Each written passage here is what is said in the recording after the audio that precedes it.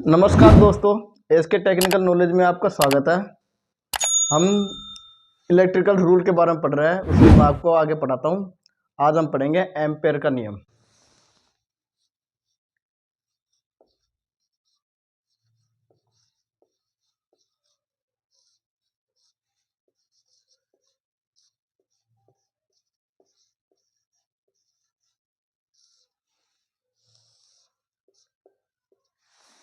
जैसे मैं आपको समझाना चाहूँ एम्पेयर के नियम में क्या होता है। ये समझ लो, ये एन पोल है और ये एस है। जैसे अपने मैग्नेट में असमान पोलों के प्रति आकर्षण होता है, पर एम्पेयर के नियम में ये उल्टा होता है। जैसे एन और एन, इन दोनों के बीच में आकर्षण होता है।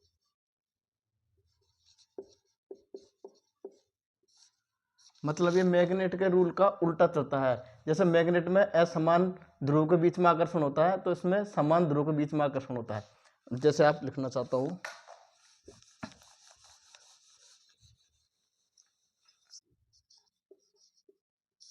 जब दो चालक तारों के बीच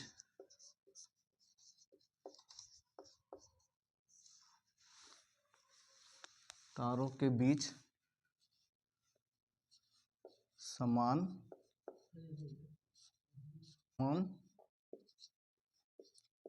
ध्रुव के प्रति आकर्षण बल कार्य करता है तथा दो असमान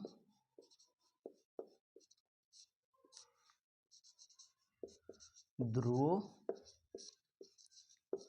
के बीच प्रतिकर्षण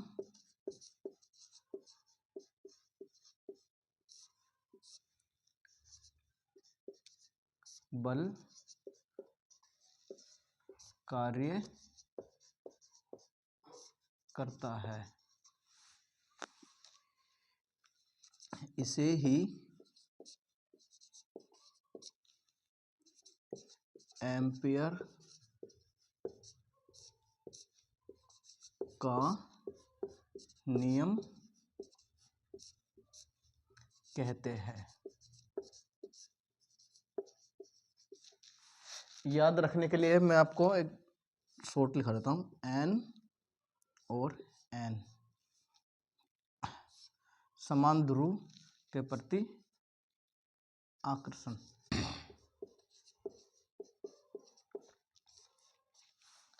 और एन और एस।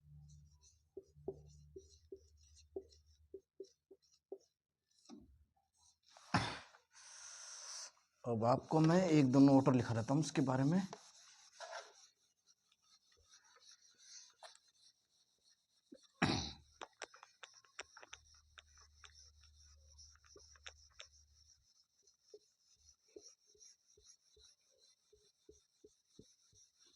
नोट लिखो, एम्पियर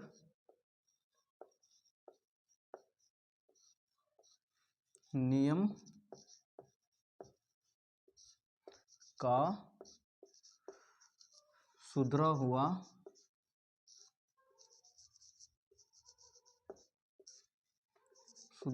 रूप बायो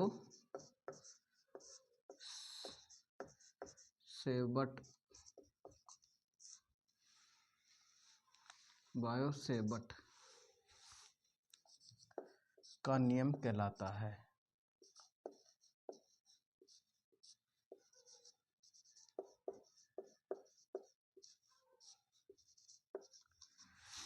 ये क्वेश्चन बहुत एग्जाम में आ चुका है कि एम्पेयर के सुधरा नियम को किस नाम से जाना जाता है, तो उसे बायो सेबट का नियम कहते हैं। और लिख लो को नोट,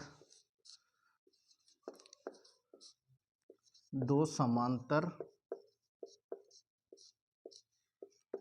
चालकों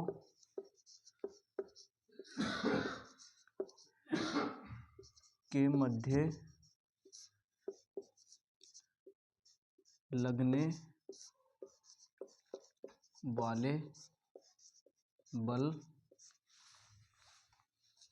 बल का मान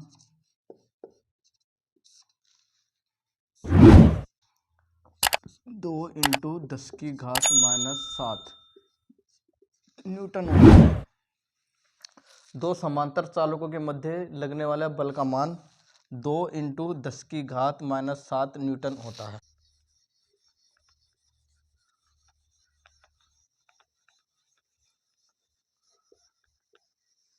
दूसरा रूल लिखो, ओम का नियम।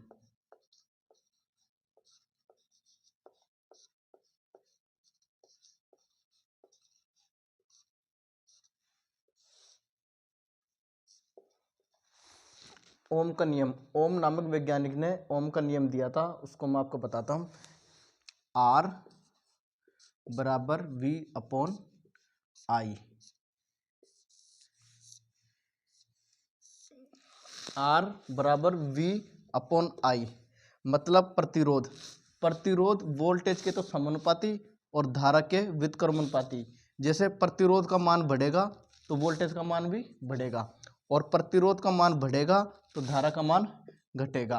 इस नियम से अपन इसकी डेफिनेशन लिख सकते हैं। जैसे प्रतिरोध, इस नियम अनुसार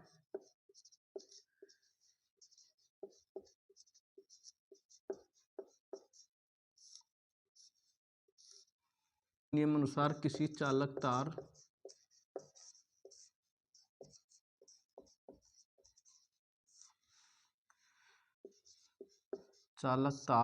तार का प्रतिरोध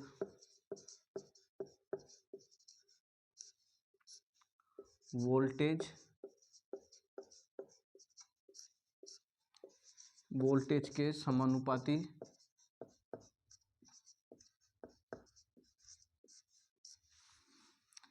तथा धारा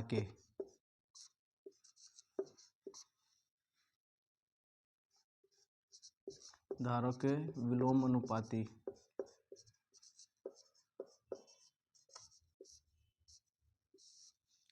होता है। इसे ही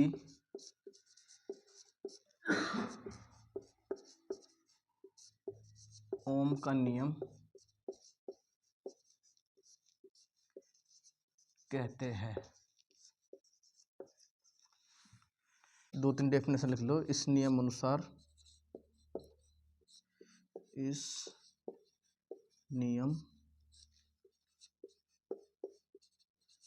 अनुसार प्रतिरोध का मान स्थिर रखा जाता है।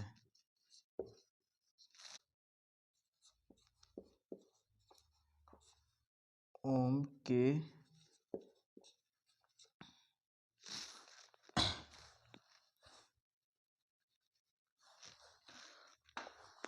के नियम अनुसार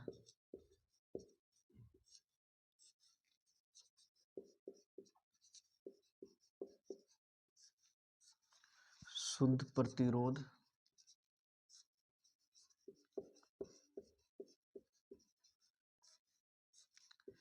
याद करने के लिए तापमान, क्षेत्रफल